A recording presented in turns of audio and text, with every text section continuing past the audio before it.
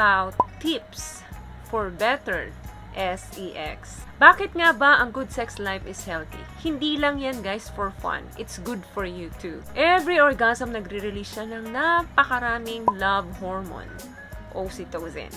And nag-i-improve din niya ng inyong mood, good heart, nagre-reduce ng stress and depression, nag-i-improve sa inyong self-esteem, at nakakatulong sa mahimbing na pagtulog. Kaya yung magtago kayong dalawa sa ilalim ng inyong kumot para magharutan ay malaking tulong para sa inyong relasyon at para mas ma-enhance ang inyong sense of intimacy. Number 1 tip, try something different.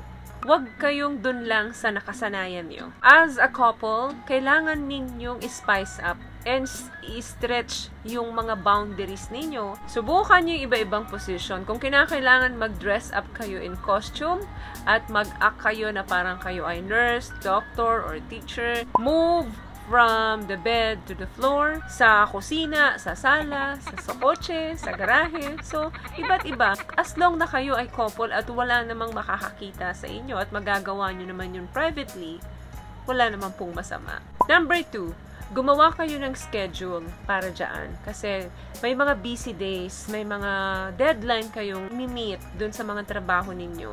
So, no matter na gustuhin nyo man gumawa ng ganito, minsan, nai-skip nyo talaga dahil nga doon sa mga busy schedules ninyo.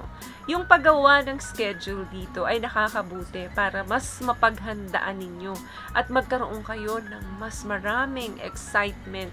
Dahil pag nalalapit na nagagawin nyo yun, mas nagkakaroon kayo ng maraming idea. Pwedeng once a week or every other day. Basta piliin nyo yung mga araw na hindi kayo pagod at distracted. Number 3, exercise. Working out can boost your stamina para mas maging in the mood kayo. And also exercise, nakikreate yan ng tone body. Kaya mas nararamdaman nyo na kayo ay mas sexy. Pag nararamdaman mo na ikaw ay sexy, of course, mag-i-improve ang inyong sex life.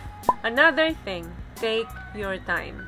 Kahit na anong busy ninyo guys, ang sex or pakikipagniig sa inyong mga kapartner ay isa yan sa dapat na hindi nyo minamadali. Wag kayong mag-skip sa foreplay dahil yan yung nagbibigay ng mas maraming pleasure and arousal.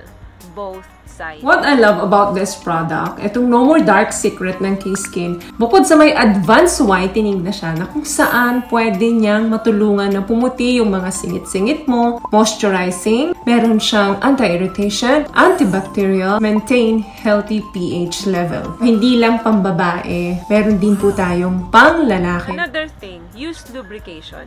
Ang katawan po ng babae ay naturally na nagpuproduce ng lubrication yan. But habang tumatagal, nababawasan po ang pagpuproduce nito. Because as we age, may mga hormonal changes na nangyayari. Lalo na sa mga menopausal or menopausal stage, nagkukos ng dryness. The reason why nagkakaroon ng painful or pain habang kayo ay nakikipag-niig doon sa mga kapartner nyo. Of course, pag may nasaktan dyan, hindi na mag-enjoy. Another thing, be affectionate. Hindi sa tuwing magkasama kayo or magkasama kayo sa kama ay nag-e-end yan sa sex. You and your partner can find pleasure in so many ways. Pwedeng maligo kayo ng sabay or bigyan nyo ng masahe ang isa't isa. Kailangan turuan or tulungan nyo rin yung mga partner nyo na ma-discover yung sarili nyo kung saan nyo ba gustong hinahawakan. Another thing, relax. Ang pakikipagniig, yan ay stress reliever. Pero hindi nyo magagawa yan kung pareho kayong pagod.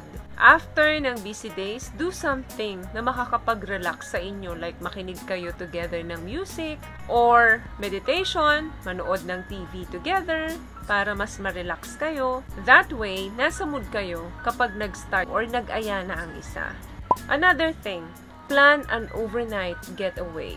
Minsan guys, para mas mag-rev up ang ating sex life is kailangan palitan natin yung ating scenery, ang ating tanawin, yung ating place. Take a trip together. Hindi naman kinakailangan malayo or mahal. Akyat kayo ng bundok or pumunta kayo sa beach para lang magkaroon kayo ng idea, ma-rekindle yung inyong romance. At para bumalik ang spark, mag-pretend kayo na kunyari nandun kayo sa dating mode. Or maybe stranger, para lang magkaroon ng extra spark yung inyong getaway.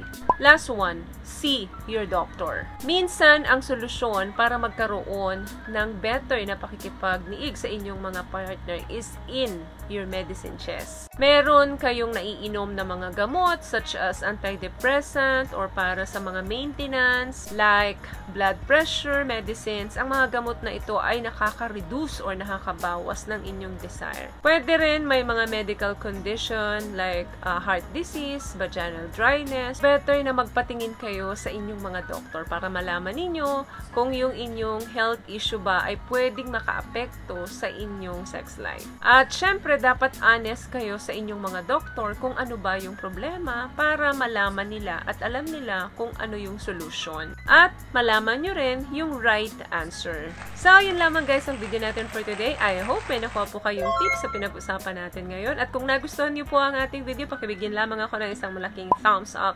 Comment down below sa mga hindi pa po nakakapag-subscribe. Huwag nyo na rin po sanang kalimutan i-click ang ating subscribe button dyan po sa baba.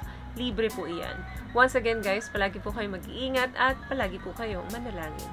Thank you guys for watching and see you on my next one. Always love yourself and be a blessing. Bye! Peace out!